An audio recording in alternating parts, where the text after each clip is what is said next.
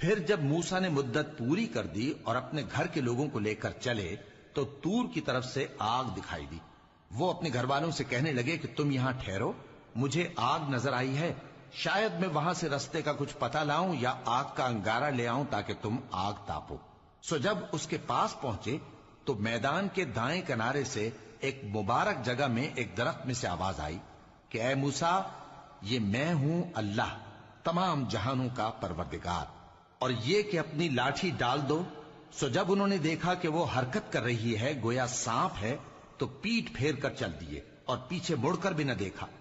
فرمایا موسیٰ آگے آؤ اور ڈرو مت، تم امن پانے والوں میں ہو۔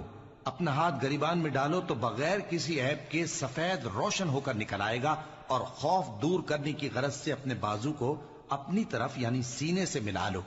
یہ دو دلیلیں تمہارے پروردگار کی طرف سے ہیں